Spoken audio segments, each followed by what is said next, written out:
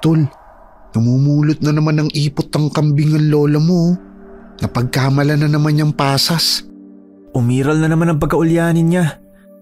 Ikaw na muna magbitbit ng mga kandila. Aagapan ko muna bago pa niya makain ang mga yon.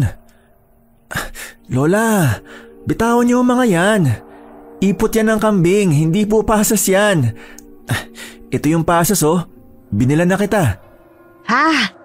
Ipot ng kambing? Hindi nga. Hindi naman mabaho Talagang makukulit ang mga batang to. Gusto pa akong isahan. Humahangos na pinatayo ni Donnie si Lola Bing. Ayaw pa sanang tumigil ni Lola sa pamumulot. Subalit tila nagniningning ang mga mata nito nang makita ang pasas na dala ng apo na nakasilid sa plastik. Ops, sandali. Ipagpag nyo na muna yung palda nyo, Lola. Nakakadiri. Hindi na mabaho kasi natuyo ng mga yan. Ngunit marumi pa rin yan. Ilang beses ko nang sinabi sa inyo na huwag kayong lalabas ng bahay dahil dadalhan ko kayo ng paborito nyong pasas. Sige na, maghugas na kayo ng kamay para makakain na po kayo nito. Akala ko kasi pasas Ano ba tong mata ko? Malabo na talaga. Sus, nagdadahilan pa kayo. Napapadalas nyo nang ginagawa yan. Hindi lang malabo yung mata nyo, kundi makakalimutin na rin kayo. Nandun ang bahay natin Saan kayo pupunta? Nasaan ang bahay? Dako, naliligaw na yata ako. Ilang hakbang pa lang kayong napalayo. Naligaw na kayo agad? Tayo na po, para makaligo na kayo. Ano palang pangalan mo, iho? Nakalimutan ko na Lola, ako to, si Donnie. Ang pogi mong apo. Lola naman. Nagtatampo na ako sa inyo dahil nakalimutan nyo na ako. Ay, ikaw pala si Donnie. Ang laki-laki mo na. Kahapon lang parang mga 5 taong gulang ka pa lamang. Kay bilis talaga ng panahon. Pailing-iling na inalalayan ni Donnie si Lola Bing patungong banyo. Habang tumatagal ay palala ang pagiging makakalimutin nito. Mahigit na 70 taon na ang edad ni Lola. Kaya sa isipan ng binata ay normal lamang yun sa matatanda. Bagamat naging makakalimutin man si Lola, madalas naman itong naalala ang panahon ng kanyang kabataan at minsan naman ay maayos naman itong kausap. Lalo na ang pasas na paborito nito na palaging pasalubong noon ang yumaon nitong asawa na si Lolo Danilo. Eto na po ang tuwalya, Lola. Sige na po, magbihis na agad kayo para makain nyo na tong dala kong pasas. Lola? Ayaw mo ba ng ubas? Sariwa po yun at makatas. Mas gusto ko yan dahil sa tuwing nakakakain ako niyan naaalala ko si Danilo. Alam mo ba, iho, na ito ang palaging dinadala sa akin ng lolo mo nung naliligaw pa siya? Maging ang pinatuyong mangga. May tindahan sila noong araw at nagkakilala kami sa palengke. Napakamahiyaan pa nun ng lolo mo. Sa dinami-dami nang nanligaw sa akin siya talagang nagustuhan ko. Imbis na bulaklakan dalhin niya sa bahay, itong pasas at pinatuyong mangga ang pasalubong niya. Dahil kakaiba siya sa lahat na maniligaw nyo kaya nyo siya nagustuhan, no? Bukod pa ron, si Lolo kasi komedyante. Palagi kanya napapatawa. Paano mo naman nalaman yan? Siyempre naman po. Sa araw-araw na kinikwento nyo ang tungkol kay Lolo nakabisado ko na lahat. Dahil sa husay nyo sa paggawa ng kandila na may iba't ibang disenyo, napahanga nyo nga siya. Ang pinaka-paborito niyang gawa nyo, yung may disenyo na paro-paro, di ba? Ay, nasabi ko rin yan sa'yo. Opo, La. Kaya magbihis na kayo. Ihahain ko na rin ang dala kong paksiw na bangos. Napapangisi pa si Lola habang nagbibihis. Napatingala sa dingding kung saan nakasabit ang litrato nilang mag-asawa. Wala silang anak. Bagamat nang matagpuan nila si Donnie sa kalsada na nanlilimos malapit sa pwesto nila sa simbahan, ay inalagaan na nila ito at itinuring na anak. 6 na taon lamang noon si Donnie nang iniwan ng ina sa simbahan at hindi na muling binalikan. pagtitinda ng kandila at mga halamang gamot na naging hanap buhay ni Lola Bing sa labas ng simbahan. Nakasalukuyang hanap buhay ng kanyang apong si Donnie. Kumusta naman ang pagtitinda mo, iho? Marami bang tao sa simbahan kanina? Hindi po masyado, Lola. Matumal nga eh. Ang dami rin kasing nagtitinda. Halos nakahilera lang ang mga mesa. Kaya umuwi na lang kami ng maaga ni Bobet. Ganun ba? Bukas sasama ako sa iyo, apo. Wala naman kasi kung ginagawa rito bukod sa pakikipagkwentuhan dyan kay Maria eh. Minsan sabi niya tapos ko na raw ikwento sa kanya. At inuulit ko pa. Ay, sandali. Nandiyan na pala si Bobet. Tol, biglaan ang order ni Ginang Santiago para daw sa birthday ng anak niya. Kaso nga lang 3 araw na lang gaganapin na ang pagdiriwang. Ilang pirasong kandila bang ipapagawa niya? Mga 100. Giveaways daw eh. Kaso nga lang may disenyong evil eye. Kaya ba natin to? Patingin nga. Kaya yan. May hulmahan naman tayo dyan na ginamit natin sa disenyo ng dahong kandila. At may mga pangkulay pa naman akong asul at pula na katulad sa disenyong yan. Ikaw ang bahala, malikhain ka naman eh. Iti-text ko na bang tatanggapin na natin to? Sige, sisimulan na natin mamaya. Sayang din yan eh. Para bukas, transparent box na lang ang bibili natin na paglalagyan yan. Ayun, na-text ko na. Umpisa pa lang to ng maramihan nating order. Dapat gandahan natin para marami tayong magiging customer. Matumal pa naman ang bentahan sa simbahan ngayon. Napakunot noo si Lola nang makita ang larawan.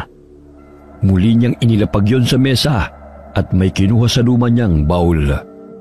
Bit-bit niya ang isang kwintas at ipinakita yon sa kanyang apo.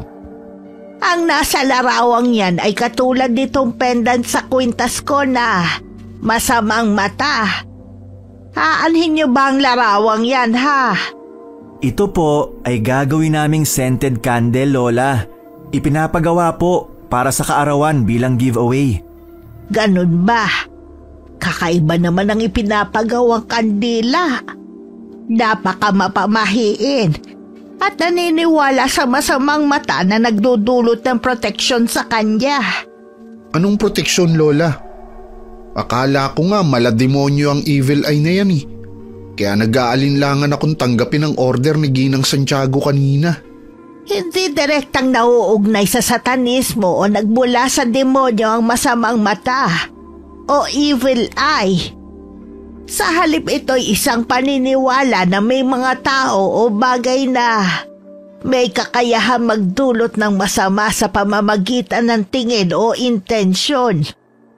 Kapag nagkaroon ka ng positibong evil eye, naging proteksyon ito mula sa masasamang tao. Bumabalik sa may masamang hangarin ng kanilang ginagawa o makapagbigay ng sakit o anumang di ka nais-nais na pangyayari. Paano kung negatibong evil eye, Lola? 2 klase ang evil eye. Makakapagbigay ng swerte o di kaya'y kapahamakan. Kaya dapat mag-ingat kayo sa natatanggap ninyo. Dahil may ibang masamang mata na humihigop ng positibong enerhiya ng tao na siyang magdudulot ng kamalasan sa buhay. Nakakatakot naman yan. Yung kwintas mo, Lola, malas ba yan o swerte? Syempre swerte ito. Minana ko pa to sa lola ko eh. Naging swerte nga ako kay Danilo. Kahit hindi kami nabiyayaan ng anak, dumating sa buhay namin si Donnie. Ang sweet nyo naman, Lola. Parang maiiyak ako ah. Suot mo na ito. Nang sa gayon swertehin at maprotektahan ka nito sa masasama. Salamat, Lola. Kahit wala naman ang kwintas na to, napakaswerte ko dahil minahal niyo ako ni Lolo. Sayang nga lang dahil pumanaw na siya at hindi na natin siya nakakasama. Hindi magtatagal magkakasama din kami ng lolo mo. Kaya mag-iingat ka palagi, mahal kong apo. Si Lola naman ayoko po marinig yan. Aabot ka pa po ng 100 taon. Oo nga pala, Lola.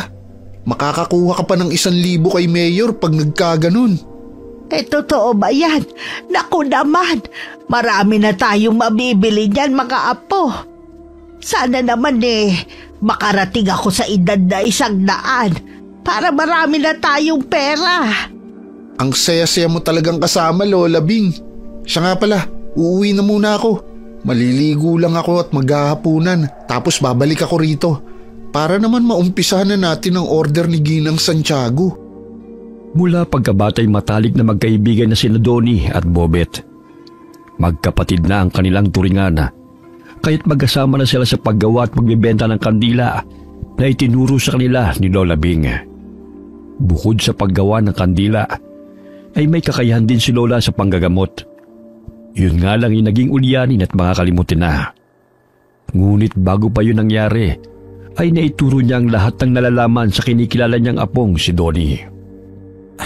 La, ngayon ko lang nakita ang kwintas na to Syempre ngayon ko lang inilabas Sinusuot ko yan dati nang maliit ka pa.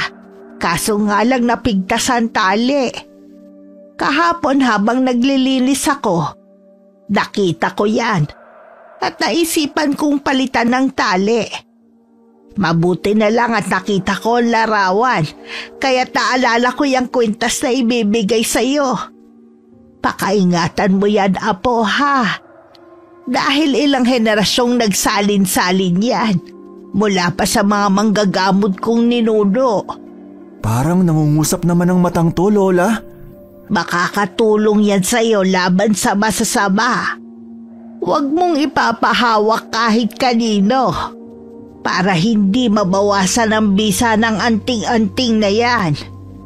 Espesyal na bato ang nasa balintataw niyan, na dinasalan pa ng aking mga ninuno, para lumakas ang kapangyarihan laban sa masasamang nilalang. Alam mo, apo, hindi na ako bumabata. Nararamdaman kong nangihina na ang katawan ko.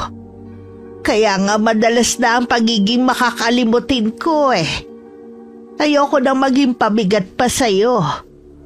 Ngayon alam ko nang kaya mo na ang sarili mo. At naituro ko rin naman ng lahat ng paraan para mabuhay nang wala ako.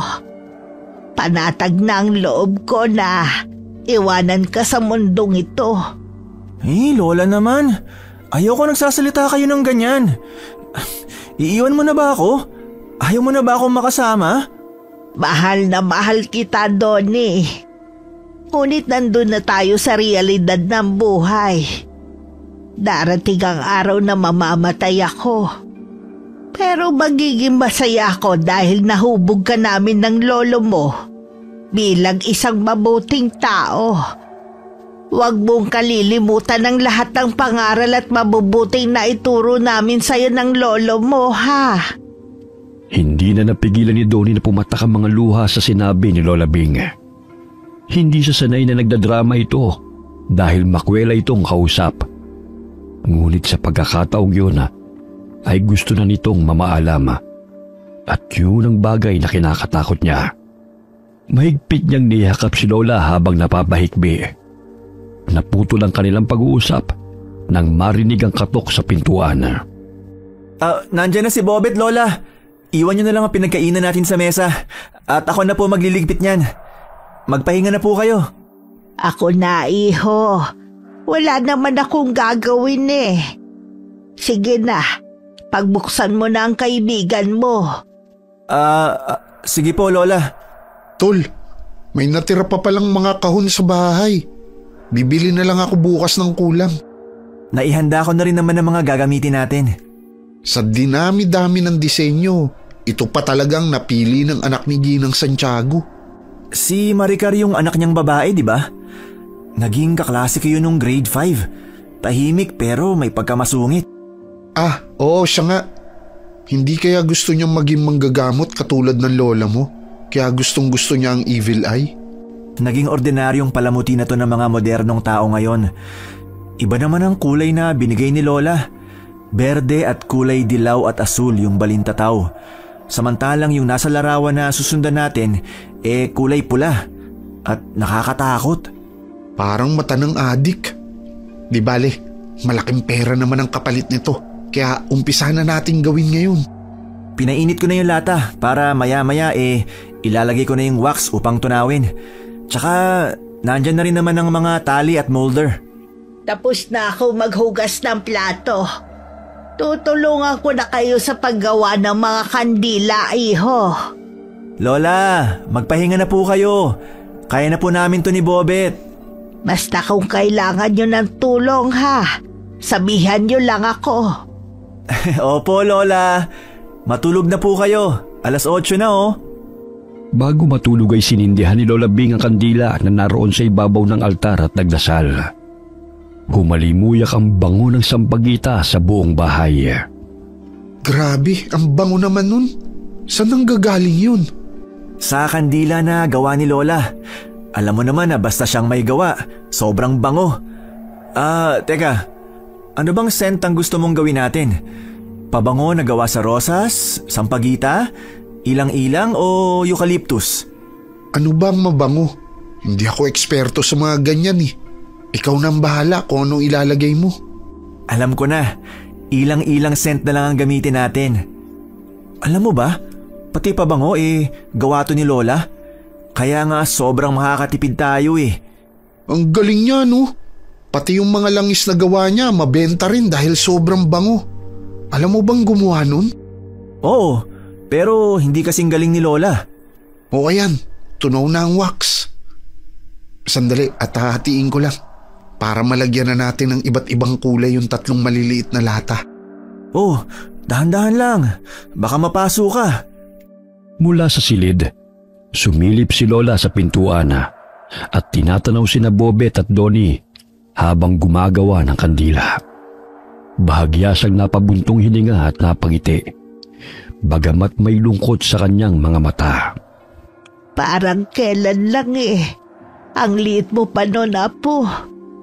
Ngayon ikaw na ang nagmana sa nakagisnan naming hanap buhay. Sigurado ako magiging matagumpay ka dahil sa sipag at diskarte mo. Gabay ang kanawa ng Panginoong lumikha. Hindi magtatagal makakasama ko na ang lolo Danilo mo. Isinarado ni Lola ang pintuan at pinatay ang nakasinding kandila bago natulog. Hating gabi na'y abala pa ang 2 magkaibigan sa paggawa ng mga kandila na pang-souvenir.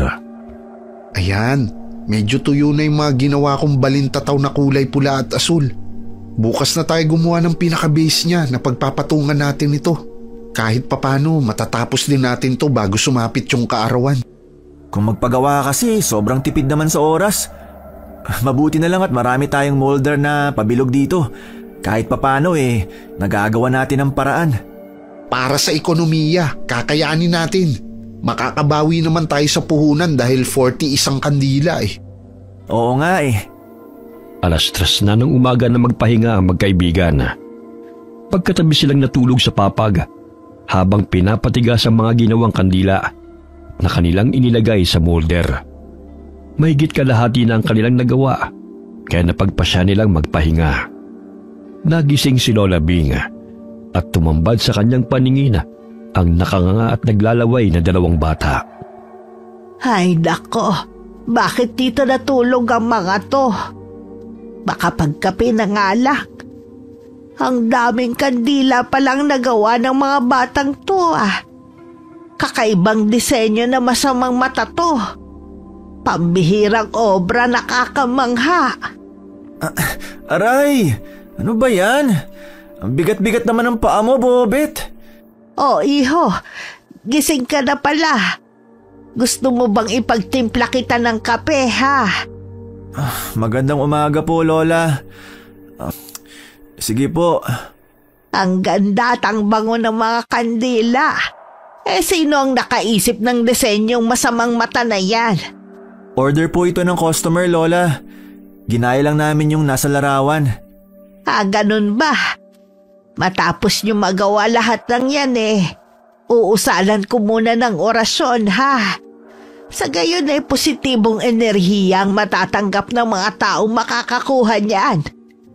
Nararamdaman ko kasi na Tila may masamang enerhiya na pumapaloob sa nagpapagawa niyan eh. Ay, ganun po ba, Lola? Oo. Gisingin mo na nga yung kaibigan mo. Nakakarindi ang lakas ng hilik niya eh. Tanghali na, naglalaway pa. 3:00 na po kasi kami nakatulog. Mamaya matatapos na namin ang lahat ng to para bukas handa nang isilid sa mga kahon at i-deliver. Matapos mag-agahan, agad na nagsimula muli ang magkaibigan sa paggawa ng mga kandila. Tinulungan sila ni Lola Bing, kaya napabilis silang natapos. Tol, tingnan mo si Lola, parang may saltik.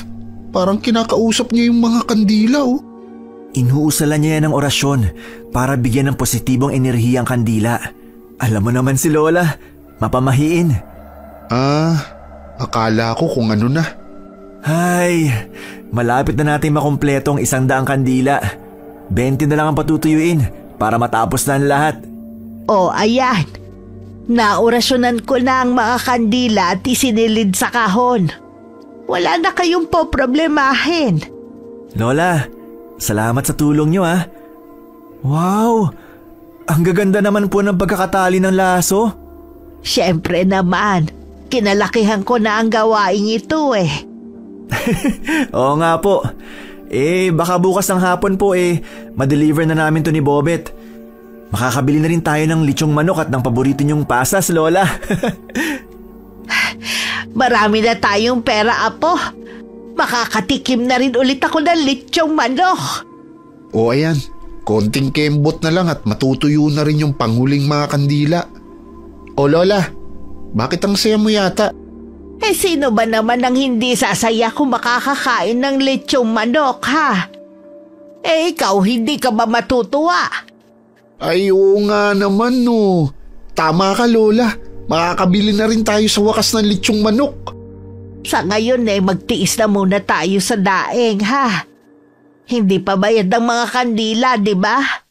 Bukas po, Lola. Matapos na ma-deliver namin to. Kinabukasan, 4:00 ng hapon dinala ng magkaibigan ng mga inorder na kandila sa bahay ni Naginang Santiago. Napamangha sila sa disenyo ng hardin nang pinapasok sila ng katulong. Nag-iisang babaeng anak lamang si Maricar sa 3 magkakapatid. Kaya lahat ng kahilingan nito sa mga magulang ay nasusunod. Grabe naman. Trending na talaga ang evil eye na yan. Tingnan mo, namumula pa yung nakalagay sa gitna ng ginawang entablado. Para bang nakakakilabot? Ang importante, natapos natin na maaga tong mga pang-giveaway. Mababayaran na tayo. Yan na ba mga in-order ni Mami? Magandang hapon. Eto na yung mga kandila. Ang ganda. Nakuha niyo ang gusto ko. Maraming salamat. Pakilapag na lang sa mesa ang kahon.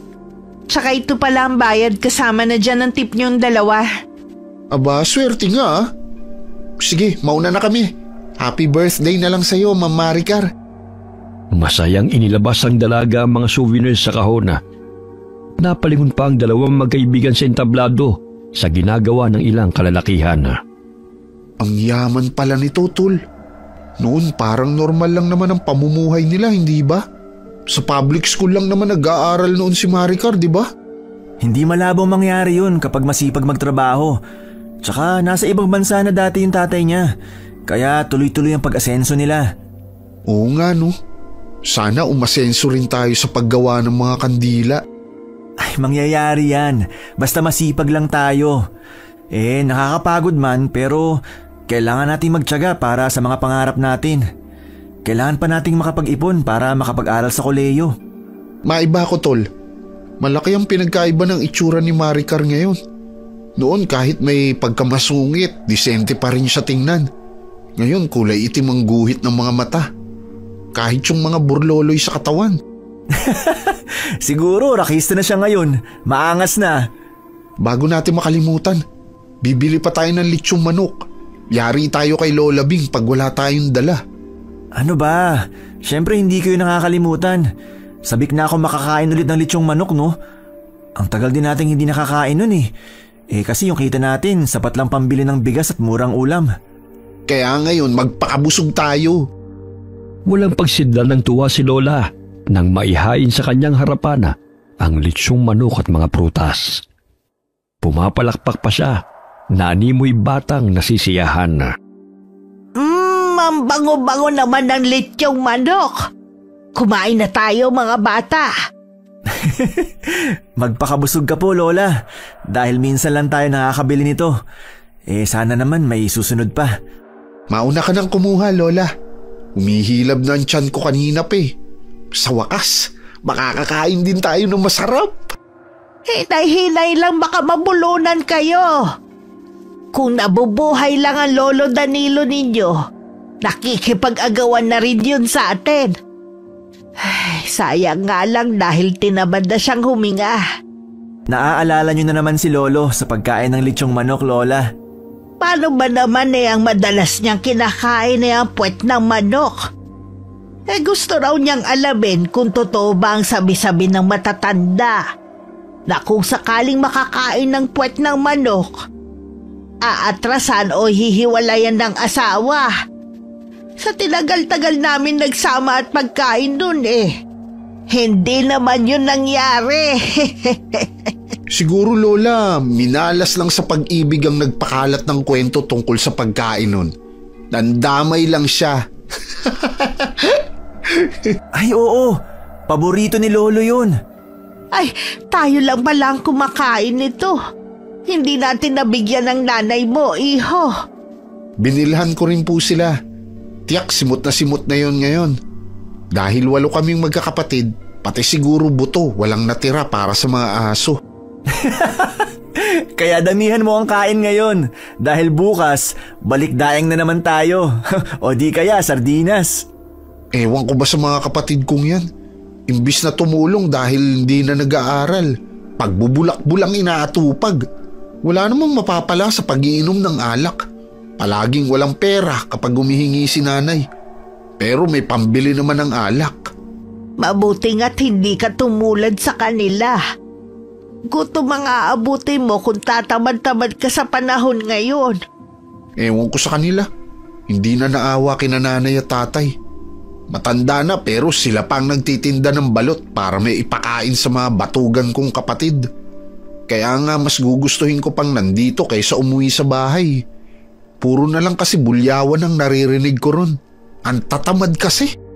Mabuti na lang nagmana ka sa kasipagan namin ni Lola. Oo nga naman. Hayaan mo na ang mga kapatid mo. Matatauhan din yon kapag wala nang makain. Doon na madalas namamalagi si Bobet kapag nagtatampo siya sa kanyang mga kapatid. Kulang na lamang dalhin niya ang lahat ng damit sa bahay ni Donnie at doon na manirahan na. Naging panatag at masaya siya sa tuwing kasama sina Lola Bing at ang kaibigan. Grabe! Busog na busog ako! Ay, mamaya na tayo matulog. Baka hindi tayo matunawan Bukas babalik na naman tayo sa pwesto natin para magtinda ng mga kandila. Linggo bukas. Kaya sana marami-rami ang kita. Gumawa rin tayo ng scented candle para maiba sa paningin at pang-amoy ng mamimili. Natitiyak kong tatangkilikin nila ang mga gawa natin. Oo nga. Matagal na rin kasing hindi nakakagawa si Lola ng may disenyo Nagagawa na rin naman natin sa ngayon Muling gumawa ng mga kandila ang magkaibigan. Ginamit ni Donnie ang langis na pabango na ginawa pa ni Lola. Lingid sa kanyang kaalaman na ang mga langis na yun ay pangontra sa masasamang elemento na may mabangong halimuyak na mga bulaklak. Tol, tingnan mo. Kumikinang ang balintataw sa pendant ng kwintas mo. Dahil siguro sa refleksyon ng apoy yan. Hindi Tingnan mo. Parang umiikot-ikot yung balintataw. Ay, oo nga. Bakit kaya nagkakaganito? Baka naman may nakikita yung multo sa paligid. O di kaya masasamang nilalang katulad ng mga aswang. Makaaswang ka naman? Ano naman ang gagawin niya rito sa bahay? Wala namang buntis. Tsaka kung kakainin niya tayo, tiyak matetetano yun. Sa payat ba naman natin? Matutusok lang ang lalamunan nun ng mga buto natin. Pero bakit kaya nagkakaganyan yan? Huwag mong hawakan. Pagmasdan mo lang kasi. Tinapik ni Donnie ang kamay ng kaibigan na muntik nang mahawakan ng kanyang kwintas. Sapagkat sinusunod lamang niya ang paalala ni Lola na bawal ipahawak ito kahit na kanino. Hating gabi nang matulog ang magkaibigan. Kinabukasan, nagising sila ng 7:00 ng umaga. Ngunit hindi pa nila nakikitang lumabas ang silid si Lola Bing. Nakakapanibagong tulog pa si Lola. Araw-araw yung maagang nagigising upang magkape. Sandali nga, sisilipin ko sa kanyang silid. Oo nga eh. Baka naman sumama ang pakiramdam. Maayos naman ang kalagayan niya bago matulog Oh, nandiyan pa ba si Lola sa kwarto niya? Bobet, tingnan mo oh. Mahimbing pa rin siyang natutulog. Ngunit diretso ang katawan niya habang yakap ang larawan ni Lolo. Kinakabahang nilapitan ng binata ang papag kung saan nakahiga si Lola Bing. Hinawakan niya ang kamay nito upang gisingin. Palakas ng palakas ang kabog ng kanyang dibdib nang maramdaman na malamig na ang mga palad ni Lola at hindi na ito humihinga. Lola! Gumising ka! 7:00 na! Tol, anong nangyayari? Bakit umiiyak ka na riyan? Tol, hindi na humihinga si Lola. Halika nga, pakiramdaman mo. Baka naman nagkakamali lang ako. Ano? Baka naman tinamad lang siyang huminga. Sandali at yuyugyugin ko. Hindi kaya sumama na siya kay Lolo Danilo? Saan naman sila pupunta? Ang tanda na nila para magtanan. Baliw! Hindi yan ang ibig ko sabihin. Kundi sumama na siya sa kabilang mundo. Patay na si Lola. At malamig na siyang bangkay. Ha? Patay na si Lola? Ako, Lola Bing, gumising po kayo. Sana hindi na lang kami bumili ng litsyong manok. Yun na palang masaya at huling hapunan mo. Lola naman, huwag mo naman kaming iwan. Bobet, dalhin na natin siya sa ospital. Baka naman maagapan pa ng doktor at nakatulog lang si Lola. Patay na siya, Tol. Hindi na siya humihinga. Nakakatakot kung magising ang patay dahil magiging amaranhig na yun. Ano na gagawin natin? Di tumawag sa morgue. Pambira naman si Lola. Iniwan na tayo. Umiiyak na nakaupo si Donnie sa harapan ni Lola Bing habang hawak-hawak nito ang kamay ni Lola. Salamat, Lola, sa lahat ng pagmamahal na binigay niyo ni Lolo Danilo sa akin. Hindi niyo man ako kadugo pero pinaramdam niyo ang pagmamahal na pinagkait ng sarili kong mga magulang. Hindi ko po makakalimutan ang lahat ng pangaral at mga tinuro niyo. Mahal na mahal ko po kayo. Tol, dumating na ang mga embalsamador. Kukunin na nila ang labi ni Lola. Sige, papasukin mo na sila. Huwag ka nang umiyak. Matanda na si Lola. Mabuti nga, hindi na siya naghirap pa bago mamatay. Natulog lang siya ng mahimbing. Madalas na siya nagpapaalam sa akin eh.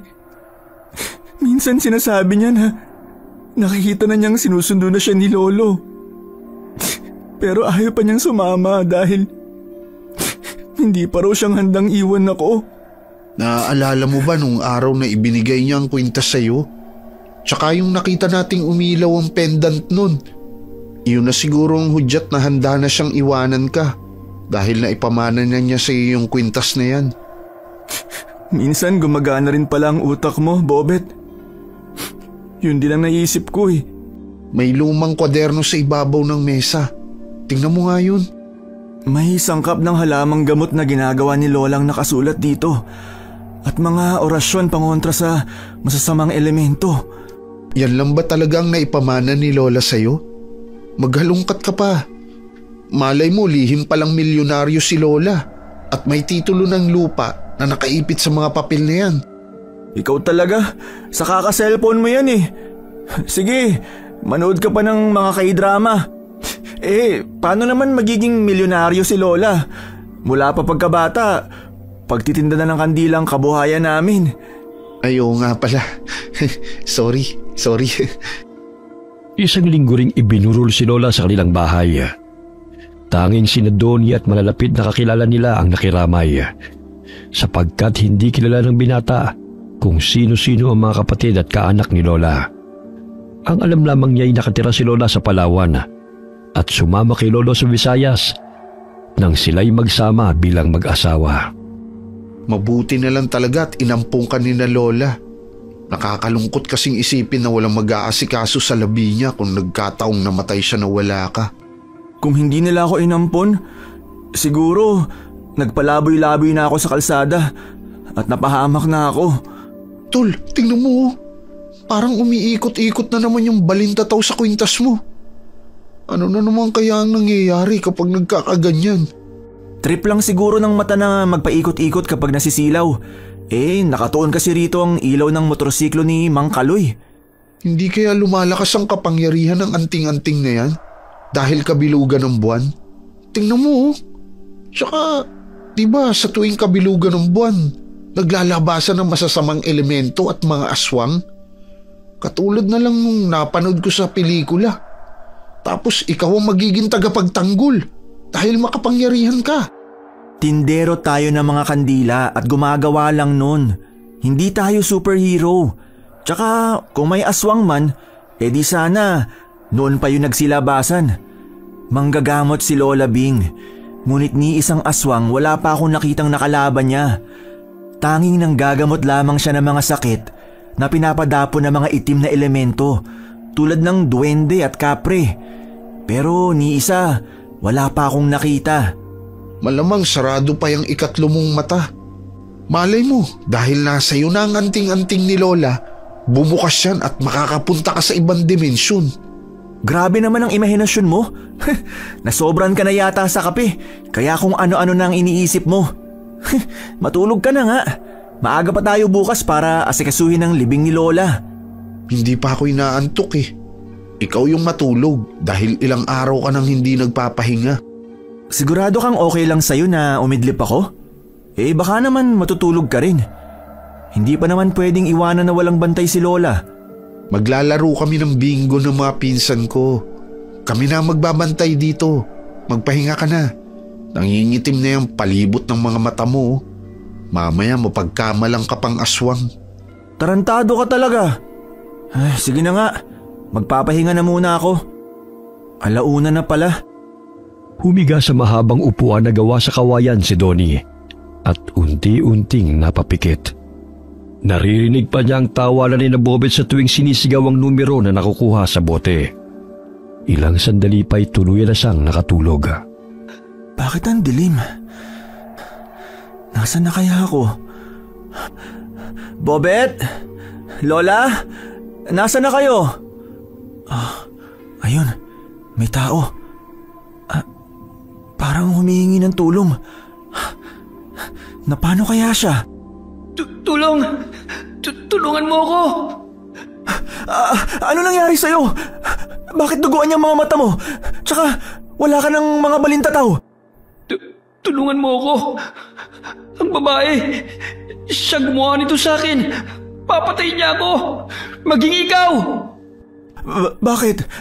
Anong kasalanan mo at bakit nagawa niya yan sa'yo? Kampo siya ng dyablo. Kinukuha niya ang mga balintataw upang makapagbigay ng swerte sa kanya at ginagawang palamuti. Kinakain rin niya ang laman loob ng kanyang magiging biktima. Kaya't kung may pagkakataon kang makatakas, tumakbo ka na. Huwag ka magpapahuli sa kanya. Nasaan na siya? At anong lugar to? Umalis ka na. Palapit na siya. Nadidinig ko na ang tulog ng mga patalim niya. Walang aalis. May isa pa akong pares ng mga mata na magiging palamuti. Lumayo ka sa akin. Huwag mo tanggalin ang mga mata ko. Donnie, gising! Pakiusap! Gising! Huwag mo akong Tol, patayin! gumising ka! Binabangungot ka yata!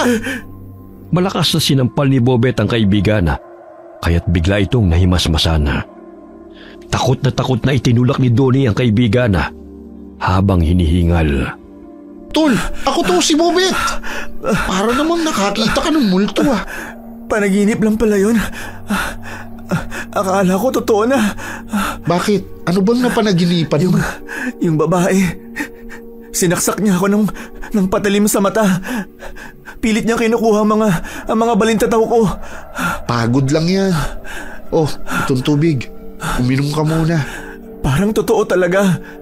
Duguan ang mukha ng babae at mabalasik ang anyo nito habang dinudukot ang mata ko. Panaginip lang yan, kaya malabong magkatotoo.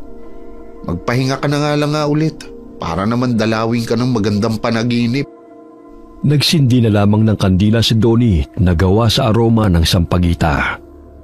Humalimuyak yon sa kabuuan ng bahay at nakakapagpakalma ng isipan. Ayoko nang matulog. Magkakape na lang ako.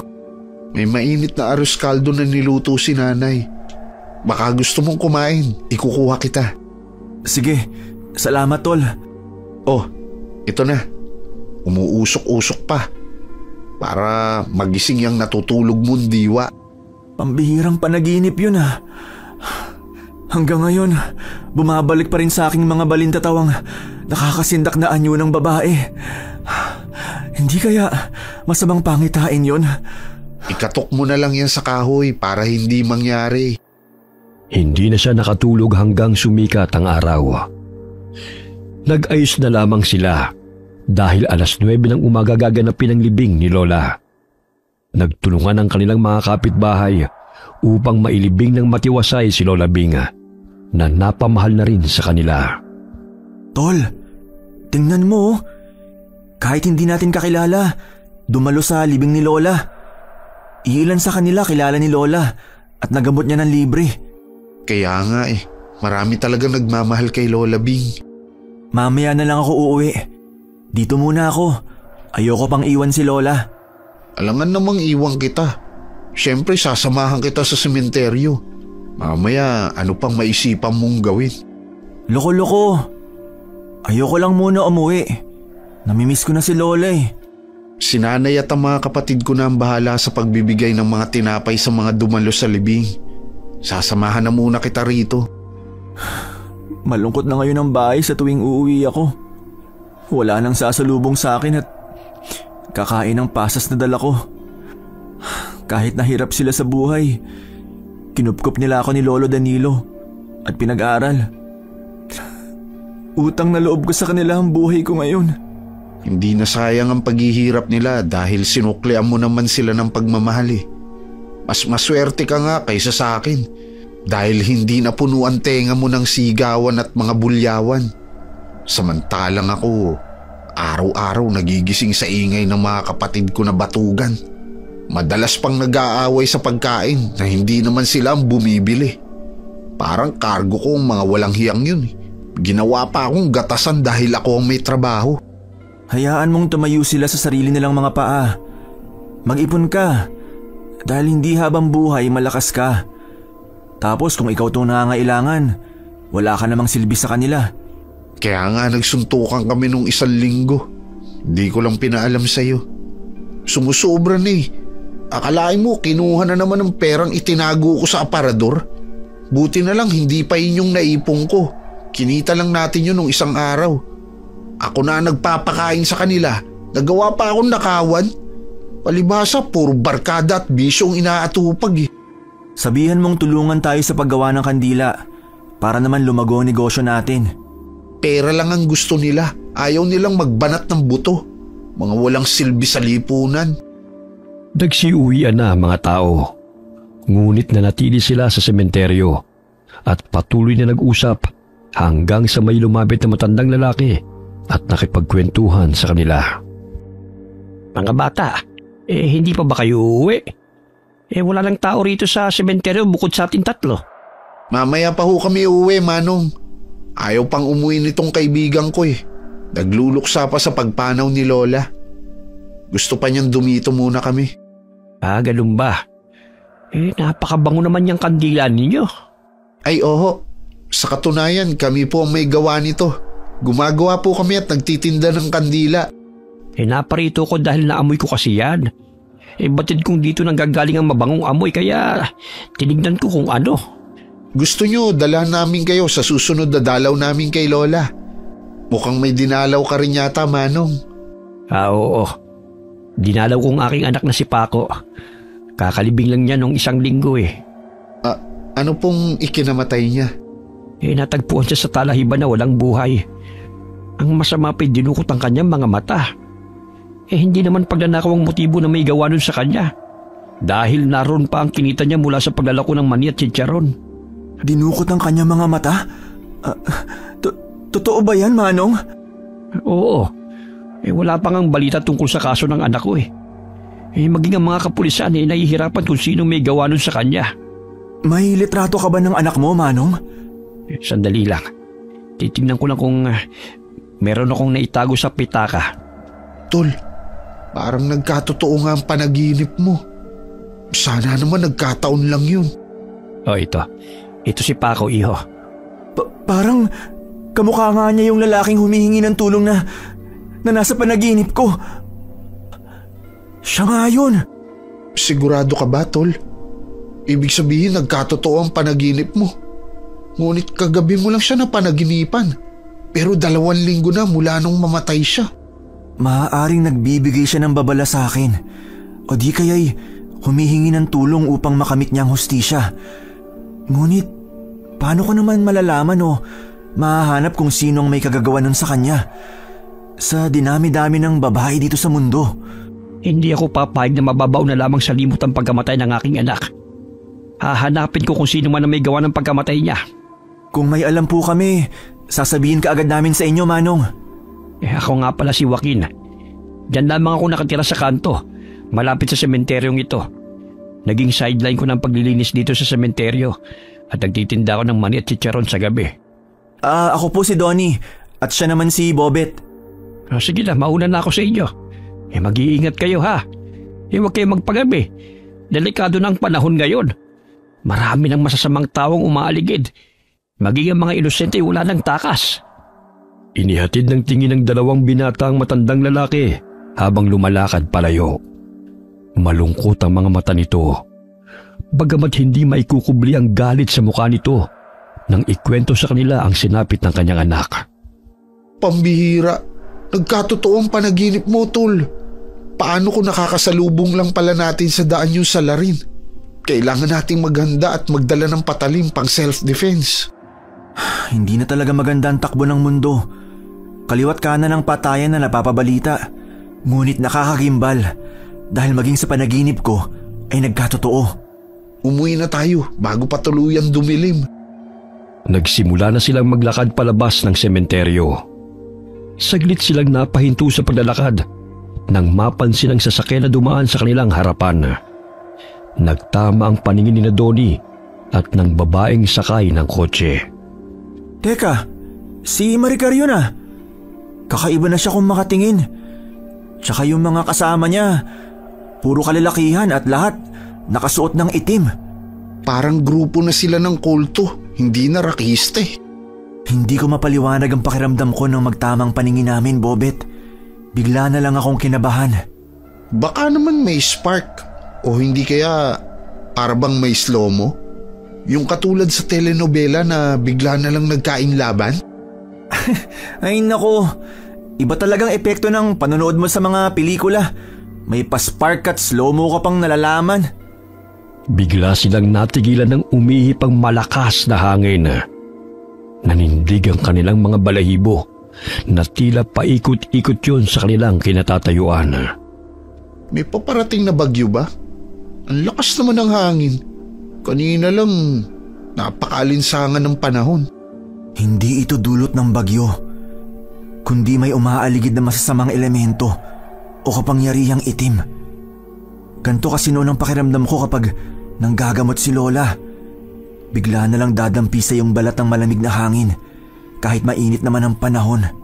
Baka naman napapalibutan na tayo ng mga kaluluwa at multo dito sa sementeryo. Tingnan mo, tayong 2 na lang nandito. Mamaya sanibang pa nila tayo eh. Tara na nga. Kung ano-ano nang tumatakbo sa utak mo eh. Napaka matatakotin mo talaga.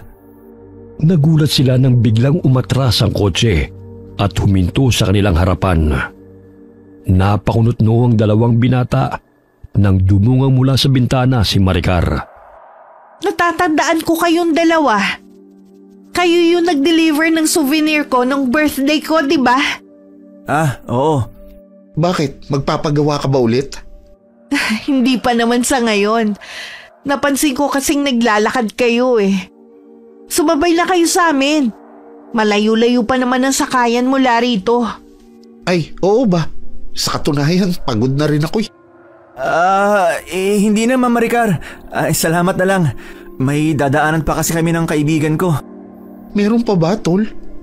Bakit ngayon mo lang sinabi kung kailan pauwi na tayo? Huwag na kayong mahiya. May bakanting upuan pa naman sa likod oh. Tsaka mga kaibigan ko lang naman ang kasama ko rito. May dinaanan lang din kami. Kung gusto nyo, ihahatid na namin kayo. Salamat na lang pero meron pa kasi kaming kukunin dyan sa kanto eh. Pinandilatan ni Donnie ng mata ang kaibigan upang sumang-ayon na lamang sa kanya. Tinapik pa nito ang likod ni Bobet dahilan na magsalita ito. Oo nga pala, nakalimutan ko. May dadaanan pa pala kami dyan sa kanto. O sige, kayo ang bahala. Sige na David, umalis na tayo. Mag-ingat kayo. Salamat na lang ulit. Matalim na tinitigan sila ng dalaga habang mapaklang nakangiti. Tumindig ang mga balahibo ni Donnie dahil sa kilabot na naramdaman. Nanariwa sa kanyang isipan na mukha ng duguang babae sa kanyang panaginip. Pinilig-pilig niya ang ulo at kinurap-kurap ang mga mata dahil ayaw niyang pagbintangan si Maricar. Tol, anong nangyayari sa'yo? Umalis na sila pero hindi ka pa rin tumitigil sa pag-iling-iling dyan. Wala. May naalala lang ako. Mukhang tinamaan ka na kay Maricar Tapatin mo nga ako, Tol. May gusto ka ba sa babaeng yun? Ha? Ano pinagsasabi mo? Wala no? Wala pa sa isipan ko magkanobya. Umuwi na nga tayo. Matapos na mailibing si Lola Bing, sinamahan na ni Bobet ang kaibigan sa bahay nito. Napabalikwas siya ng bangon nang mapanood sa cellphone ang balita tungkol sa natagpuan na namang bangkay sa liblib na lugar. Tol, tingnan mo ang balita. May natagpuan na namang bangkay. Katulad sa nangyari sa anak ni Mang Joaquin. Pakiwari ko, hindi lang isa o dalawang tao ang may kagagawan niyan, kundi marami. Ano kaya ang dahilan? Bakit kaya nila kinukuha ang mga mata? Alam mo bang ilang beses na ako nananaginip na humihingi ng tulong sa akin ng mga biktima? Pero wala akong magawa. Pagtatawanan lang tayo ng mga pulis kung babasihan lang ang mga panaginip ko. Sasabihin nila na nababaliw na ako. Humihingi ng tulong ang mga nagpapakita sa iyo. Isa siguro sa kapangyarihan ng kwintas na ibinigay sa ni Lola ay ang matulungan ng mga kaluluwang sumisigaw ng hustisya. Hindi normal na taong pumapatay, kundi kumakain din sila ng laman. Nakikita ko sa panaginip ko ang evil eye na kawangis na pinagawa sa atin ni Maricar. Ayokong isipin na isa siya sa salarin dahil wala naman akong matibay na ebidensya. Pero malakas ang kutob ko eh. Subaybayan kaya natin ang bawat galaw niya. Lalo na't nakakatakot pang mga kasamahan niyang lalaki na nakita natin noong nakaraang araw. Paano kung sila nga ang pumapatay? Kung ganon, hindi basta-basta ang mga tao ang babanggain natin. Dumayo ang magkaibigan sa baryo ng San Jose dahil kapistahan ng patron. Nagtinda sila ng kandila sa labas ng simbahan sapagkat may gaganaping prosesyon ng 5:00 ng hapon. Ang daming tao. Sana naman maubos ang mga kandilang dala natin. Mabenta tong scented candle na kulay lila. Mabuti na lang at dinamihan ko ang dala kanina. Oo nga eh. Anong oras kaya matatapos ang prosesyon? Narinig ko kanina sa matatanda, 6:30 raw. Gagabihin tayo sa pag-uwi. Sayang naman kasi kung uuwi tayo kaagad. Marami namang tricycle na pumapasada eh. Tol, nandito na pala si Mang Joaquin. Naandun siya sa kabilang kalye, nagbebenta ng mani at chicharon. Ayun, nakita niya tayo. Mukhang papalapit na siya rito. Kamusta na mga bata? Marami na ba kayong naibenta? Sakto lang po. Kayo, kumusta na? Eto, ganun pa rin. Kailangan magtinda para may pangtusto sa araw-araw na pangangailangan. Kamusta na po pala ang kaso ng anak ninyo? May balita na po ba? Wala pa rin. Usad pagungang hustisya rito sa Pilipinas. Kung mahirap ka, hindi ka naman papansinin ng mga nakaupo sa gobyerno Kahit na pabalik-balik ka pa, paasahin ka lang naman nila. Ngunit wala pa rin resulta. Nako, nawawalan na ako ng pag-asang mahanap ang taong pumaslang sa aking anak. Tila ba'y mawawalan na lamang ng saysay ang kanyang pagkamatay. Habang ang salari ni Malaya nakakagalaw dito sa labas. At maaari pa makapambiktimang muli. Para lang talaga sa mayayaman ng hustisya. Noong isang araw ay may natagpo na namang bangkay malapit sa barangay namin Itinapos sa damuhan kung saan wala masyadong dumadaan. Katulad sa nangyari sa anak ko. Nawawala rin ang mga mata ng biktima. Ano kaya ang ginagawa nila sa mga mata ng pinapatay nila? Kakaiba naman yun? Baka binibenta sa mga mayayamang bulag. Ang masakla pa, tila hinalukoy pa ang laman loob ng mga biktima. Baka aswang ang may gawa. Tol, napanood mo ba yung pelikulang Scarecrow? Tapos nangunguha ng mga mata para lumiwanag ang paningin niya sa dilim. Naku, baka ganun yun. Meron na dito sa Pinas. Aswang, tikbalang, duwende ang meron dito. Isama mo pa ang mga adik. Kung sino man sila, masasabi kong walang kapatawaran ang ginawa nila. Naputol ang kanilang pag-uusap nang may bumili sa kanila. Marami ng tao dahil magsisimula na ang prosesyon. Paubos na rin ang paninda ni Mang Joaquin, kaya nanatili ito sa pwesto ng 2 binata at nakipagkwentuhan. Matapos ang prosesyon ay napagpasya na nilang umuwi dahil wala na rin namang bumibili ng kandila. 8:00 na pala. Ililigpit ko lang mga gamit natin para makauwi na tayo. May natira pang mga kandila. Ilalagay ko na lang to sa bag. Sumabay na kayo sa akin. Nandun lang yung tricycle ko Akala ko bisikleta ang dala nyo, Mang Joaquin. Sige po, sasabay na po kami sa inyo. Marami-rami kasi ang dala kong balot at chicharon mahirap kung sa bisikleta ko ilalagay. Kailangan ko magtrabaho dahil malilit pa ang aking mga apo na naiwan ng namatay kong anak. Yung asawa niya kasi hindi pa makapagtrabaho dahil kapapanganak lang din. Sobrang naaawa nga ako sa naiwang mag-iina ni Paco. Basta po may tiyaga, may nilaga. Makakamit nyo rin po ang hustisya sa pagkamatay ng anak nyo. Bitbit ko na lahat ng mga gamit. Mabuti na lang at magaang at maliit lang ang folding table na dala natin. Sumakay na kasi tricycle para makaalis na tayo. May alam akong shortcut na daan para mabilis tayo makakauwi.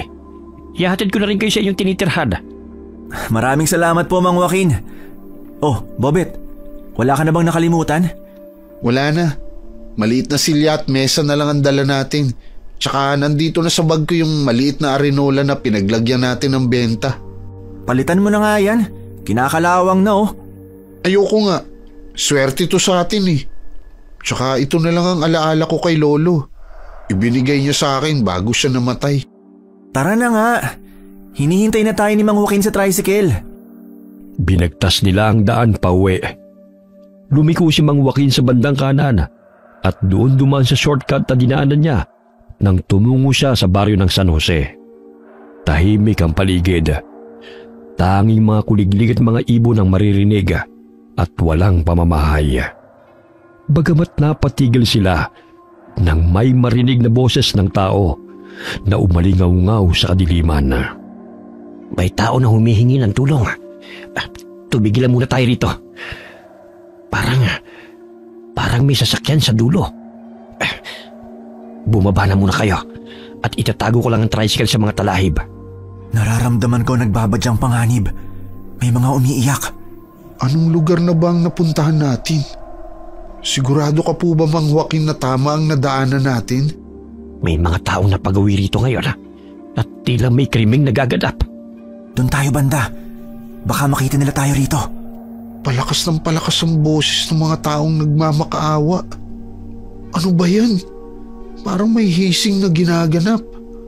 May nakakita na sa atin? Sa palagay ko wala. Mabuti na lamang sa kabilang kanto ang pinagbumulan ng mga sigaw. At natatabunan ng mga puno at mayayabong na talahib ang ating nadaanan. Hindi kaya sila yung mga taong pumatay sa iyong anak, Mang Joaquin? Umalis na lang kaya tayo rito. Nakakatakot na ang mga sigaw ng mga taong humihingi ng tulong.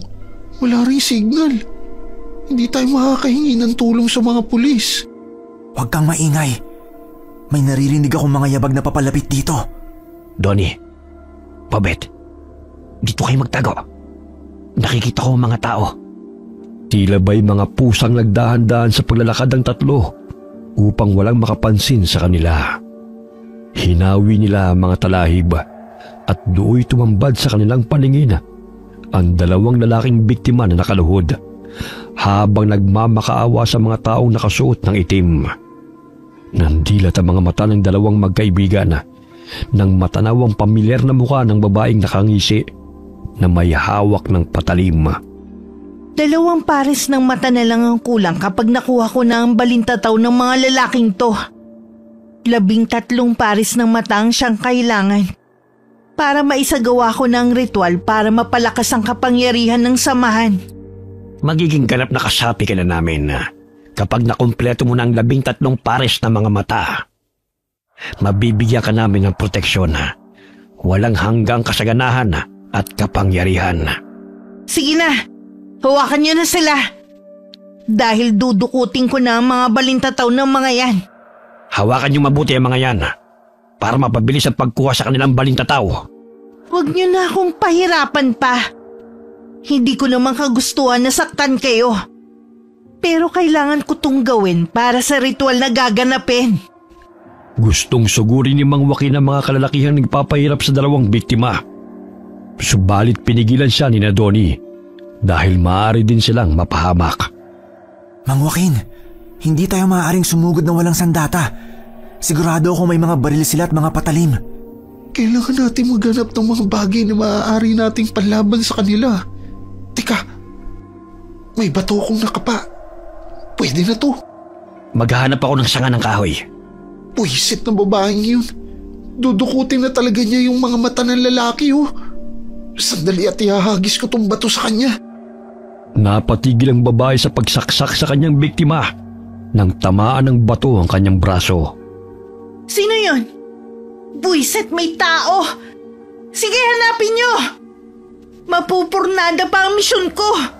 Tatamaan ko siya. Kaso nga lang, alam na nila na may ibang tao bukod sa kanila. Kailangan na natin tumakbo. Doon tayo sa malaking puno ng mangga. Naririnig ko na mga yabag na mga taong paparating. Nasaan na ba si Mang Joaquin? Naghanap ng kahoy.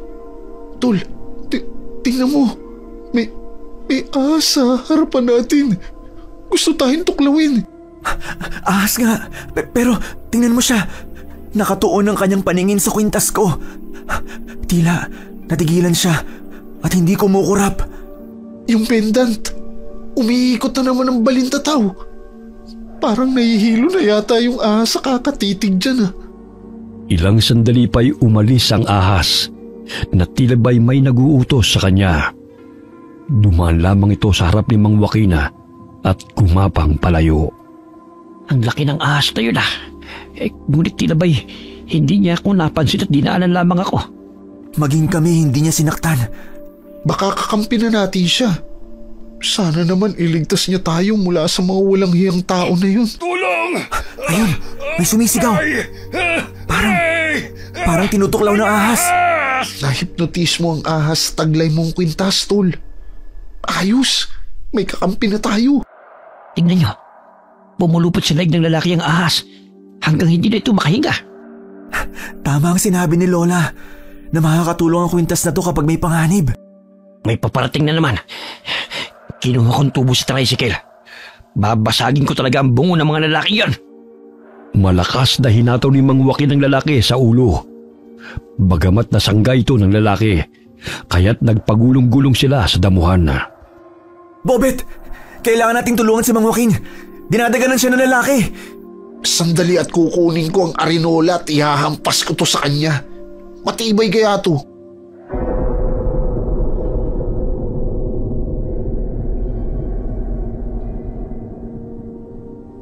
Alam kong kayo ang pumatay sa aking anak. Mga walang hiya kayo. Nandamay pa kayo ng mga inosenteng tao para lamang may katuparan ng walang kabuluhan yung misyon. Mga demonyo kayo! Maging ikaw ay papatayin ko. Pati ang dila mo'y dudukutin ko. Sa gayon ay tumahimik ka. Ikaw ang tumahimik! Bitiwan mo si Mang Joaquin, tarantado ka! Malakas na hinataw ni Bobet gamit ang arinola ang ulo ng lalaki ng paulit-ulit. Sumasalpok ito sa ulo ng lalaki, ngunit tila hindi ito nakakaramdam ng sakit. Ang tigas ng ulo mo, ha? Tigilan mo Alam yung mo, bunggong! Mas matibay pa ang arinolang to kaysa sa bungo mo! Kahit pagtulungan niyo pa, hindi niyo ako mapapatay! Wow! Hanip pa. Hindi pa nayuyupi, oh. Talaga lang ha? Bubutasin ko yung leg mo, hayop ka! Matira matibay. Tingnan natin kung sinong unang masisira. Yang pagmumukha mo o itong arinola na ipinamana pa sa akin ng lolo ko.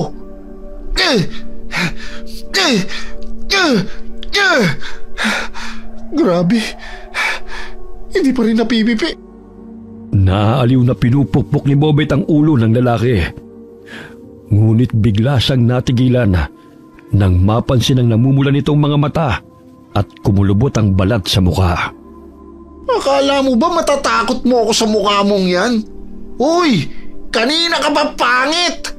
Tinitiis mo lang ang sakit kaya namumuo na yung dugo sa mata mo. Kaya namumula yan. Walang iya ka?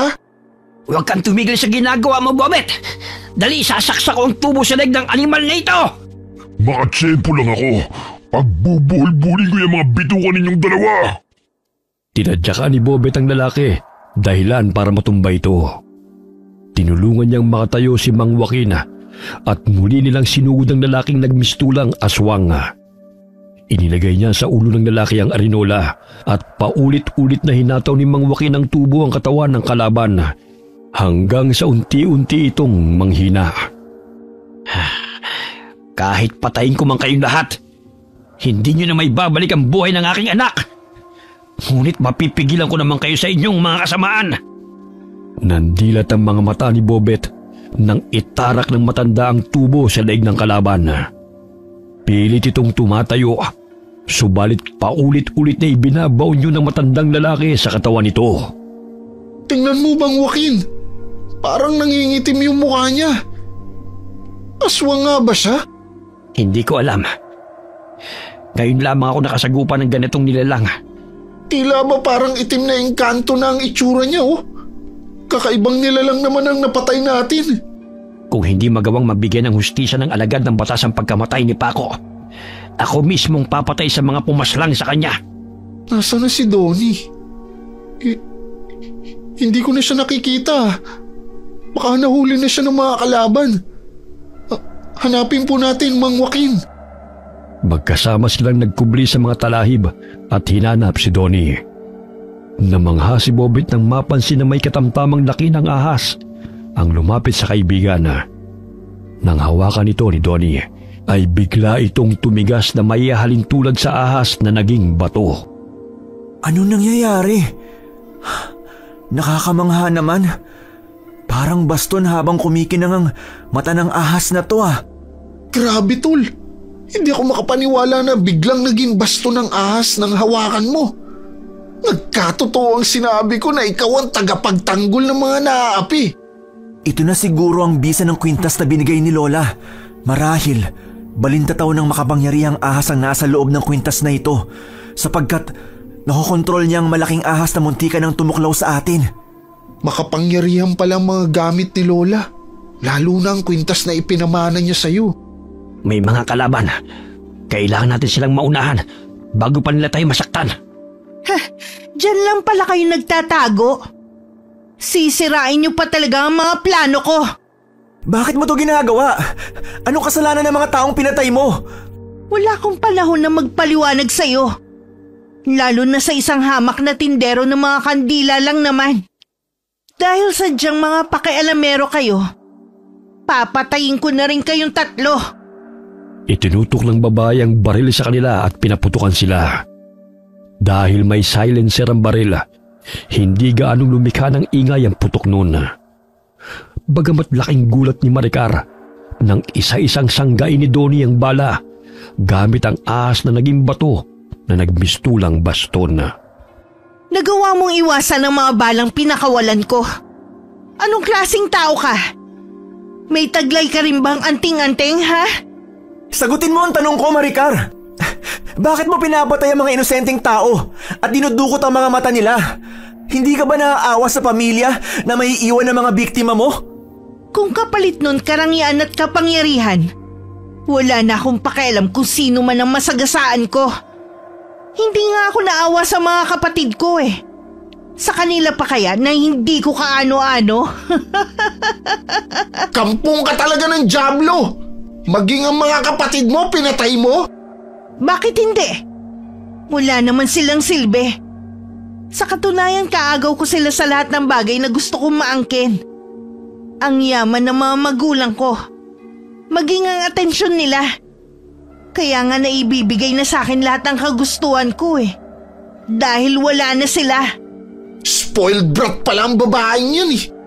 Ngayon kayo naman ang papatayin ko. At iaalay ko sa Diyos namin ang mga puso nyo. Hindi na normal na tao ang itsura ng mga lalaking kasama niya. Unti-unti na nagbabago. Mga aswang sila, Mang Joaquin, at miyembro rin ng kulto. Sa palagay ko, marami pa silang nire-recruit na mga kabataan para gumawa ng krimen. Maging si Maricar ay biktima ng mga walang hiyang aswang na yan. Hinambalos ni Mang Joaquin ang tubo ang kamay ni Maricar dahilan na mabitiwan ito ang baril.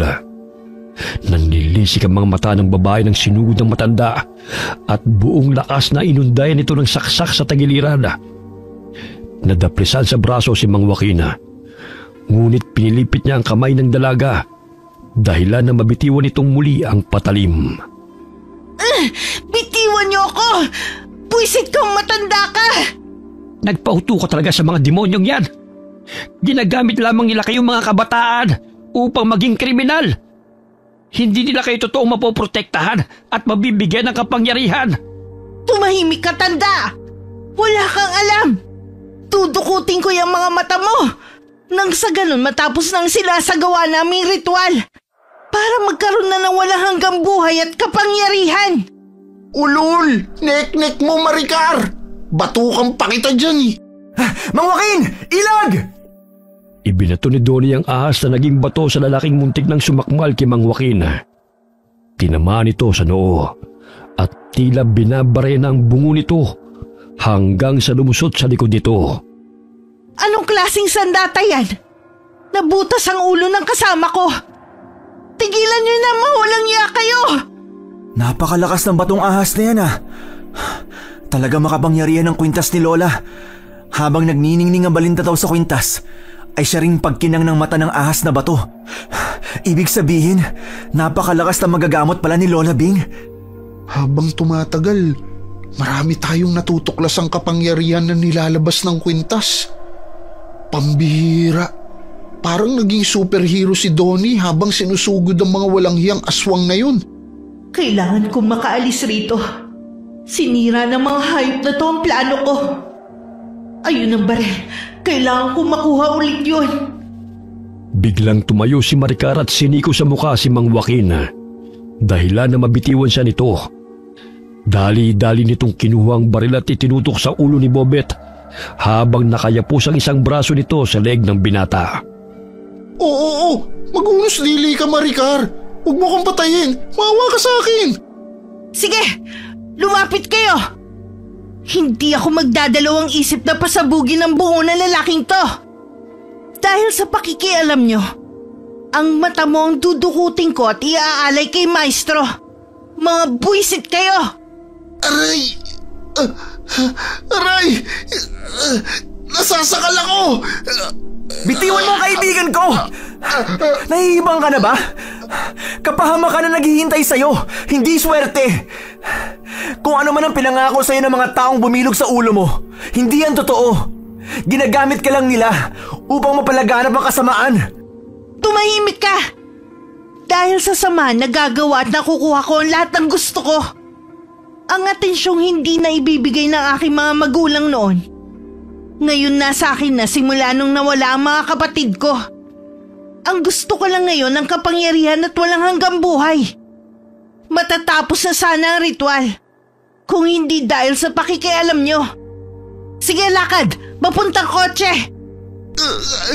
Dahan-dahan naman, Maricar. Lumalagotok na ang buto ko sa lego. Babaliin ko talaga ang leg mo kung hindi ka susunod sa sinasabi ko. Donnie, Mang Joaquin, tulungan niyo ako sa bruhang babae na to. Ayoko pa mamatay.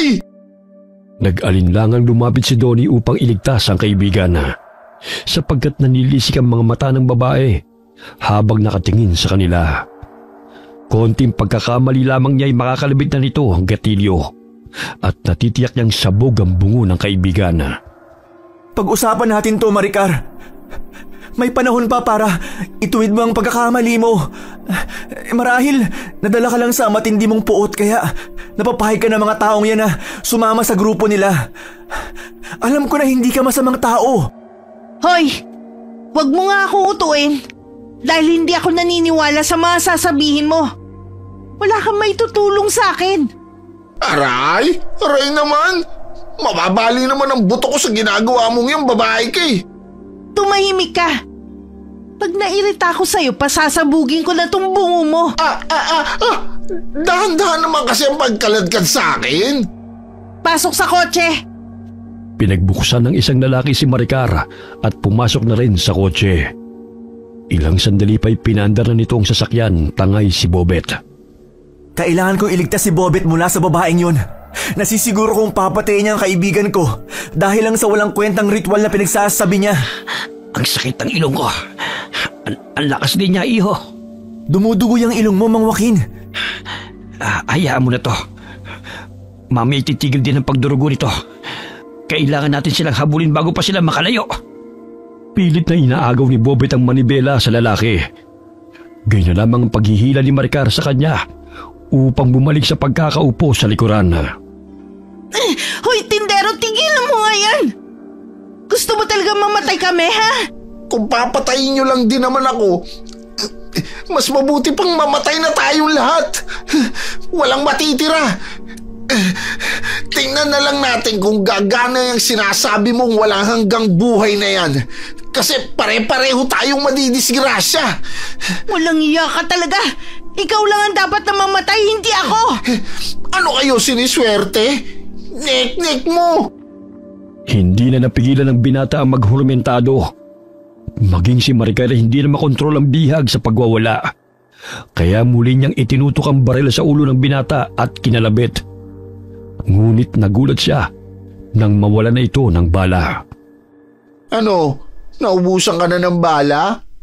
Naku, pag siniswerte ka nga naman. Paano ba yan? Hindi mo na ako mapapatay. Yun ang akala mo. Dudukutin ko pa rin yung mga mata mo.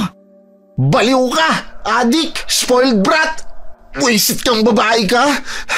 Ang mata mo ang dudukutin ko kung hindi ka tumigil dyan. Papatayin kita. Pati ang kaibigan mo pumatay sa mga kasamahan ko. Mula sa salamin ay palipat-lipat ang tingin ng lalaki nagmamaneho kina Maricar at Bobet na nag-aagawan sa patalim. Nakumpirma ni Bobet na miyembro ng kulto ang mga kalalakihan. Maging si Maricar dahil sa tattoo ng mga ito sa leeg na baliktarang trianggulo na may mata sa loob. Napasulyap ang binata mula sa likod ng kotse at naninaw niyang sumesenya si Donnie. Kaya't malakas niyang itinulak si Maricar palayo sa kanyang katawan at napalukip-kip sa gilid ng kotse. Malakas na binato ni Donnie ang ahas na naging bato patungo sa sasakyan. Wari lumilipad ito sa ere at tumama sa salamin at lumusot sa ulo ng driver. Ay! Ano nangyari? Sino may gawa niyan? O ano, ha? Sino ang mas malakas ang kapangyarihan? Ang samahan ninyo o ang mga tindero ng mga kandila? Ha? Sige, sagot! Pinatay niyo ang kasama ko. Anong klaseng mga tao kayo, ha? Anong grupo ang kinabibilangan niyo? Bakit ang lakas niyo? Lalo na isang kasama mong tindero. Nagmula kami sa angkan ng mga malulupit na mga mangkukulam. Kaya ngayon pa lang matakot ka na dahil babalutin ko ng kandila yung buong katawan mo. Mga malulupit na mangkukulam. Kaya pala hindi kayo natatakot sa amin. Oh, bakit parang ikaw nang natatakot? Huwag ka mag-alala. Hindi lang mata ang kinukuha namin sa mga binibiktima namin, kundi pinagpuputol-putol pa namin ang mga bahagi ng katawan nito at ginagawang manika na binalot ng wax.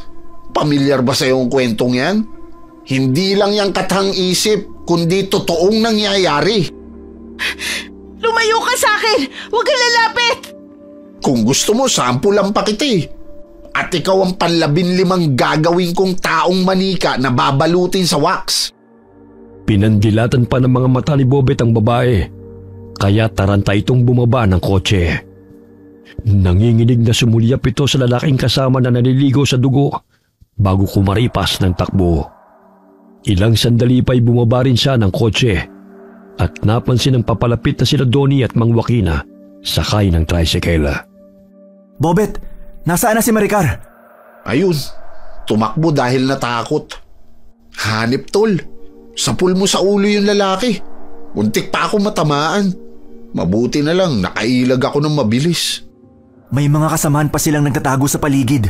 Batid ko mas lalakas pa sila pagsapit ng hating gabi at malapit na ang oras na yon. Yung 2 lalaking bihag kanina, nasa na sila? Patay na ang mga yon dahil pinagbabaril ng babae kanina. Walang hiya talaga yung babaeng yun. Natakot siya dahil sa kakaibang lakas mo, tol. Sinabi ko sa kanya na nagmula tayo sa malupit na angkan ng mga mangkukulam at gumagawa tayo ng manikang tao na binabalot sa wax. Kaya kumaripas siya ng takbo. Loko-loko ka talaga. Umalis na tayo rito dahil nararamdaman kong mabigat na enerhiya ng mga kalaban. Ang lakas ng mga alulong na yun Nakakabingi. Mga aswang ang mga yan. Parang gutom na mga hayop ang iingay. Sandali, may kukunin lang ako. Binunot ng binata ang batong ahas na bumaon sa noo ng lalaki. Agad silang sumakay ng tricycle at umalis sa lugar na yun. Sinusundan nila tayo. Magmaneho lang kayo, Mang Joaquin. Kami nang bahala sa kanila. May mga gamit ba ako riyan sa toolbox? Tsaka may asin pa sa garapon. Isaboy ninyo sa mga aswang na yan. Habang lumalalim ang gabi, papangit sila ng papangit. Pambihira na talagang nangyayari. Aswang na asbo ang tawag sa mga yan. Nagpapalit ang anyo bilang malalaking aso. Naglipa na talagang kasamaan sa mundo. Kaya sunod-sunod ang patayan at bangkay na natatagpuan dahil sa kanila. Biglang pumreno ang tricycle nang humarang ang malaking asbo sa kanilang harapan. Agad na isinaboy ni Bobet ang asin sa mabalasik na mukha nito, kaya't umatungal ito ng ubod lakas. Oh, ano ka ngayon? Ang lakas ng lobong sumugod. Akala mo makakakain ka na? Ayan, asin.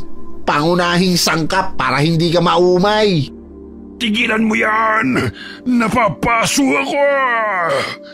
Ikaw ang sumugod sa amin kaya nararapat lang yan sa'yo. Akala mo Boy Scout kaya kami. Laging handa. Aray! Aray! Mahuli ko lang kayo. Wala akong ititira kahit isa man sa inyo. Ipagpatuloy mo lang pagsaboy ng asin. Ako nang bahala sa paghahambalo sa mokong na yan. Sige tol, hambalusin mo siya hanggang sumuko. Hanggat hindi namin kayo napapatay, hindi kami titigil. Ang lalakas ng loob niyong sugurin kami,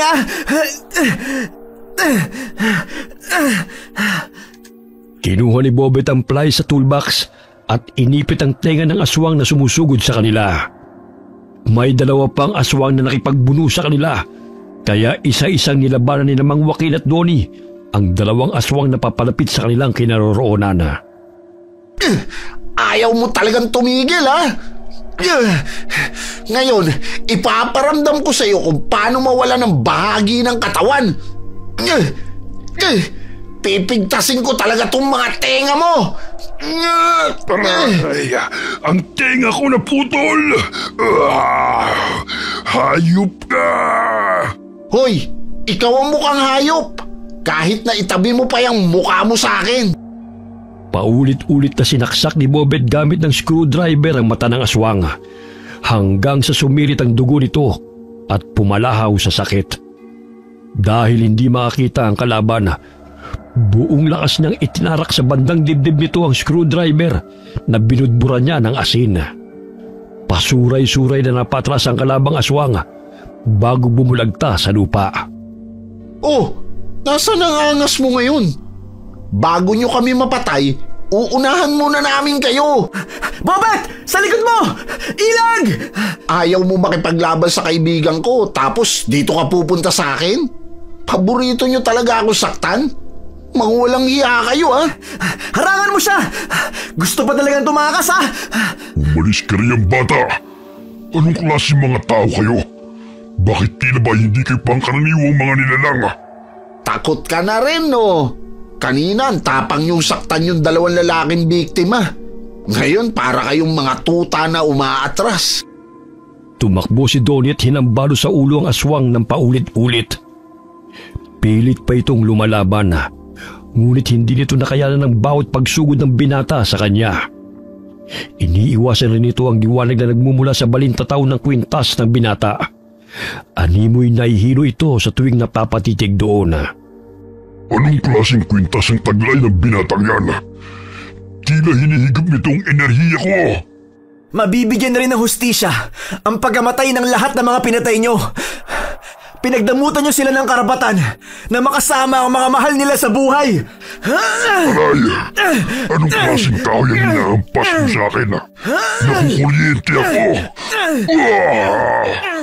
Nararamdaman kong palakas ng palakas ang kapangyarihan na nilalabas ng kwintas. Hindi ako nahihirapan na labanan ng mga aswang na to. Nandilat ang mga mata ni Donnie nang mapansin na ang ahas na naging bato na ginagamit sa paghahambalo sa aswang ay muling nabuhay. Tinuklaw nito sa mata ang kalabang aswang at pumulupot sa leeg nito hanggang sa hindi na ito makahinga. Tingnan mo, Bobet. Kakaiba ang ahas na yan. Parang alam niyang gagawin para labanan ng mga kalaban natin. Oo nga. Teka, may mga ahas na dumadaan. Papunta sila sa kalabang aswang ni Mang Joaquin. Tingnan mo, oh. Tanging ang aswang ang tinutuklaw nila. At iniiwasan nila si Mang Joaquin. Napakahiwaga talaga ng kwintas na ipinamana sa'yo ni Lola. Naririnig mo ba yun, Bobet? May mga pumapalahaw. Di kalayuan mula rito. Parang mga atumal ng hayop katulad sa mga aswang na to. Hindi kaya sinasalakay sila ng mga ahas? Oo nga. Maging si Mang Joaquin ay napamangha dahil iniligtas sila ng mga ahas na naroon sa gubat. Hindi man lamang sila tinuklaw ng mga ito matapos na suguri ng mga aswang na kanilang kalaban. Kahit papano nabigyan din ng hustisya ang pagkamatay ng aking anak, maging ng ibang biktima. Kakaibang kwintas na taglay mo, iho. Isa yan sa anting-anting na may batong mutya na nagmula sa pinakamalakas na uri ng mga ahas.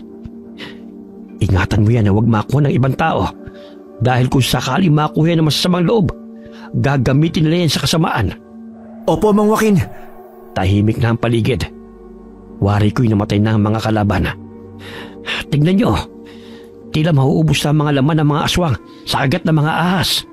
Ipagbigay alam na lang natin sa kapulisan ang tungkol sa mga aswang na pinatay ng mga ahas. Ano naman ang sasabihin natin? Naniniwala ba sila sa aswang? At sa hiwaga ng makapangyarihang mutya? Bahala sila kung ayaw nilang maniwala. Halata naman na mga ahas ang lumapas sa mga aswang na yun. Muling pinaandar ni Mang Joaquin ang tricycle at binagtas ang daan palabas ng gubat. Bigla siyang pumreno nang sumulpot sa kanilang harapan si Maricar at muntik nang mabangga.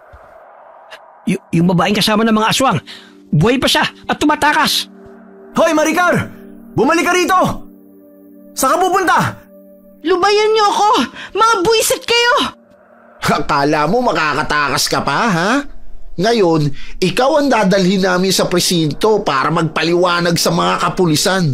Akala mo, ha? Hinuli ng magkaibigan si Maricar na nooy pilit pang pumapalag. Pagdating sa presinto, pinabulaan na nito ang lahat ng akusasyon ng dalawang binata at ni Mang Joaquin. Mga sinungaling ang mga yan. Hindi ako pumatay sa 2 lalaki sa gubat. Silang 3 at ang mga taong natagpuan yung bangkay. Biktima ako rito, hindi ako ang kriminal. Hoy, Maricar, napakasinungaling mo talaga. Tingnan mo nga yung tattoo mo sa batok. Katulad sa mga aswang, mga lalaking pinatay ng mga ahas. Mabuti pa ang mga ahas marunong mangilatis kung sino ang totoong mga kriminal. Magmamaang-maangang ka pa talaga, ha? Naku sir, huwag kayong maniwala sa kanila. Gusto pa akong pagsamantalahan ng mga yan. Maniwala kayo sa akin. Pagsamantalahan ka dyan. Wala kaming pagnanasa sa'yo, no? Sinungaling ka! Baya-maya'y dumating ang umiiyak na si Ginang Santiago. Sinabi niya sa kapulisan ang natuklasan ito sa kanilang basement. Kaya't nandilat ang mga mata ni Maricar nang isiwalat ng ina na natagpuan ito ang mga matang nakasilid sa garapona at ang iba'y nilagyan pa ng kemikal upang tumigas na ginawang palamuti sa dingding. Maging ang cellphone ng 2 lalaking anak, pinaghihilalaan ng Ginang na pinatay ng sarili nitong anak na si Maricar. Ma, hindi ako may gawa nun. Yung mga lalaki at si Jeff, sila ang nagutos sa amin na pumatay. Bibigyan daw nila kami ng proteksyon at walang hanggang kapangyarihan. Maniwala ka sa akin, Ma. Umahagulgul na lamang si Ginang Santiago habang nakaharap sa anak na si Maricar. Dahil lahat ng kagustuhan at hingin nito ay binibigay niya, kaya sobrang na-spoiled ang anak hanggang sa sumama sa mga barkada at mapariwara ang buhay sa pagsanib sa grupo ng kulto na kinabibilangan ng mga aswang na siyang nambibiktima ng mga kabataan. Hindi lamang si Maricar ang nahuli ng mga kapulisan, kundi ang iba pa nitong mga kakilala na sumapi sa grupo ng mga kultong aswang na pumapatay. Akalain niyo yun, Mang Joaquin, Bobet? Ang dami pala nila. Mabuti na lang at natuklasan ang grupo nila. Kung hindi, marami pa silang mabibiktima. Sinabi mo pa. Kakaibang diskarte ng mga aswang na yun, ha? Pinapasali sa kanilang samahan ng mga kabataan para mapadali ang kanilang pambibiktima. Kahit papano'y nabunutan na rin ako ng tinik sa dibdib. Makakatulog na ako ng maayos dahil nabigyan na rin ng hustisya ang pagkamatay ni Paco. Baka naman gusto magtinda ng mga kandila ng asawa ni Manong Paco. Maaari po siyang kumuha sa amin. Magandang ideya yan. Malapit pa naman kami sa sementeryo. Mula nang mahuli si Maricar at ang iba pang miyembro ng grupo ng kulto ng mga aswang, ay wala nang napapabalitang natatagpo ang patay sa baryo. Unti-unting lumago ang negosyo na kandila na magkaibigan at naging katulong nila sa pagbebenta at paggawa si Mang Joaquin at ang manugang nito. Nagsimula sila ng bagong buhay upang kalimutan ang mapait na pangyayari mula sa mga aswang na pumapaslang sa baryo. Okay, sana po nagustuhan niyo ang kwento natin ngayon. Shout out po tayo kay Tita Alice Sarmiento na taga Las Piñas. Hi Tita Alice. Hi kay Willie Moring from Tarlac City. Shout out kina Mirna Lampasa, Meng Paraton, Uncle Dayong, Marie and Michael Del Rosario from Lucy Buendia ng Nueva Ecija. Hi Julius Deloro. Shout out kina Mark Anthony Galon at sa Galon family, kay Wilson Aribado at sa Aribado family from Cebu City. Hi Jen Pedrosa from Bahrain. Hi kay Vivian Lising from Tagaloan, Misamis Oriental. Shout out sa Ibano family at Kalimlim family. Hi kay Odessa Lejano from Singapore. Hi kay Enday Samante from Athens, Greece. Hi kay Rosette Ersando. Hi Rofelyn Belaño Ignacio from Mandaluyong City. Hi kay Maribeth Perdonan from Saudi Arabia. Hi kay Alden Kalipay from Calbayog City and kay Ping B. Malinaw. Hi kay Rhea Duetes. Hi kay Jubilin Balukan. Hi kay Corazon Ingay from Natividad, Nueva Ecija. Shout out sa Dioso family from GMA Cavite, lalo na po kay Joseph and Cheche Dioso from Ninang Regine. Shout out kina Jude Estranilo, Sinita Celeridad, Ellery Pobe, JC Estranilo, Arcus Estranilo, Teresita Otom Estranilo, and Queenin Estranilo. Kumusta po kayo? Hi kay Babe Alimanan from Muscat, Oman. Hi Ruby Caballero. Hi kay Hazel Fiesta from Dubai at sa Jensan. Hi kay Reynaldo Comodas. Hi Marilu Tolentino from Pandacan, Manila. Hi kay Angie Mawak. Hi kay Erlinda Gonzalez from Jeddah, Kingdom of Saudi Arabia. Hi kay Cliven Dubalan. Hi kay Chloe Abalos from Saudi Arabia. Shout out kay Desiree Ramos. Sana nag-enjoy ka sa mga kwento namin, Kaz. Kamusta rin sa buong family? Salamat, Kaz. Alright, maraming salamat po sa inyong lahat and God bless all of you.